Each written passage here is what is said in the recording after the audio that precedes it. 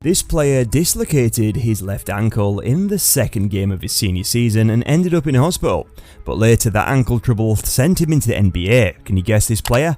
Well, I'm talking about Patrick Baldwin Jr., rising star of the Warriors, so let's talk about him in today's video. Make sure to watch this video till the end. In the second game of his senior season, Patrick Baldwin Jr. dislocated his left ankle.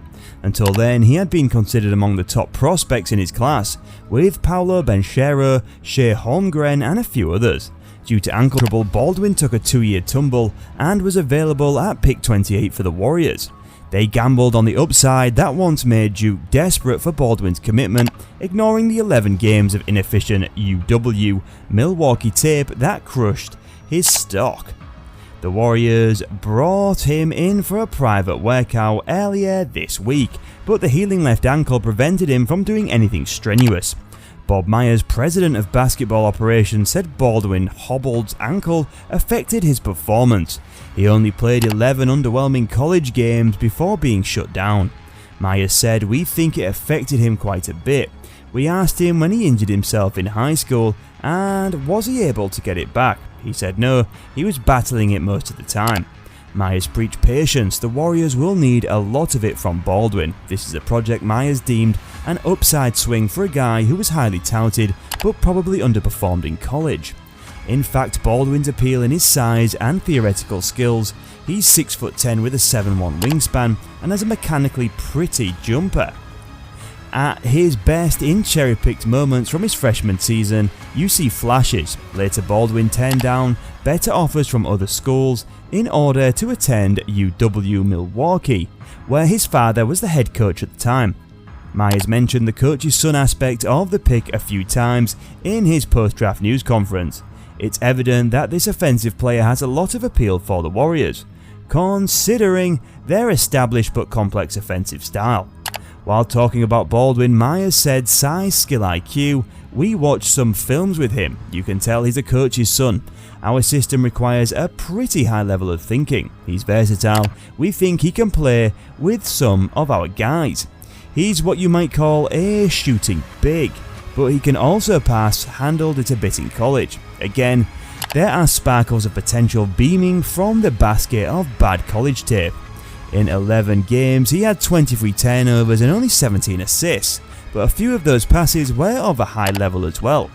This is like a slick right-hand snag into a perfect bounce pass for a transition layup. Moreover, 16 of Baldwin's college possessions ended in cuts. Those led to 16 points. As a player, he does have the ability to keep an eye on the ball and off of it, which will be essential in this system and on this team, where he is primarily perceived as a complementary piece to the team, now and in the future. For the record, Jordan Poole and Jonathan Kuminga are the high usage on ball scorers of the next decade. But here's the type of Baldwin play that appeals to Myers and Steve Kerr. It wasn't long before Baldwin was able to hit it ahead in transition and eventually found a cutting window for a posting big to hit him for a rim attack. On the play, Baldwin moved into the correct spot and drew a foul at the rim, but he didn't finish. He's a long wing but not a bouncy one. There's no doubt that his 26.5-inch vertical leap was one of the lowest in history of the combine, and he also ranked near the bottom in his class in the lane agility tests.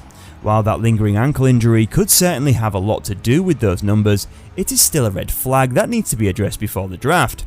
And so are his efficiency numbers. Baldwin has a clean looking jumper, but he didn't make it much. Based on Synergy's data, he shot 26% on his 5.8 attempted 3-point shots per game, 41.8% from 2-point range and 10 of 43 on catch and shoot jump shots. His 21 post-ups resulted in only 13 points. His 16 pick and rolls resulted in only 12 points. His 20 isolations resulted in only 6 points. This is far below the average for any college player, let alone a first round pick. Baldwin struggled particularly when faced with higher level defenses. He missed 3 shots against Colorado and Florida, his 2 toughest opponents. Myers said Baldwin isn't arriving at an expected rotation spot as a rookie. He'll be brought along slowly on the back end of the roster. But Baldwin's drafting is the highest leverage decision of the night. I believe that it was in part because the Warriors hit home runs on Kevin Looney at number 30 in the previous draft, and on Tyler Poole at number 28 in the previous draft, that they won the title. At Chase Center, Baldwin made it look easy as he filled in for an injured player in 16 minutes of a 116-101 win over the Rockets as he contributed 11 points, 3 rebounds and 1 assist to win. During his rookie season, in which he had shuttled back and forth from the NBA and the Warriors G League team in Santa Cruz to the NBA, Baldwin has continued to impress when called upon. In fact, from January the 20th until February the 14th, Baldwin went 11 games without seeing the floor. Donta DiVincenzo said he's confident it's not easy to do, especially when you're not playing consistently. You're not playing with normal people you're playing with, and you're going back and forth to the G League. It's hard. The Warriors knocked down 26 3-pointers during the month of February, one short of tying a franchise record at the time. Baldwin had 3 of them, so even with a small sample size, it's hard to ignore the numbers. After going for 3 for 5 from 3-point range on Friday, he's now 28 for 59. While it may be premature to make judgments based on just 18 minutes played in NBA games, Thompson has seen enough to declare his team got a steal with Baldwin, who was selected by the Warriors as the number 28 overall selection in last year's NBA draft. Thompson said he comes in and he's probably shooting 45% from 3. He's just oozing with potential. Beautiful, beautiful shot, perfect form. At that height, he's a prototypical main player and he's got star potential. So I love his humility about his work ethic, and it's just exciting times. He's a great prospect. A few knew what to expect when the Warriors defeated Baldwin during the 2020-2021 season. Patrick Baldwin Jr. was limited to only 11 games at the collegiate level while suiting up for his dad, Patrick Baldwin Sr., at the University of Milwaukee, Wisconsin under the guidance of his coaches. Guard Ty Jerome said he's super mature for a guy his age. Every time he's up here with us, he never knows what he's going to come to play, but you know what you're going to get from him. In fact, Kerr said, when I watch Patrick, I see a future rotation player. He added, he's learning, he's a really good prospect. It's really exciting watching him play because the game clicks when he's out there, the ball moves, he has a good feel for the game, his dad's a coach and he gets it, he understands it.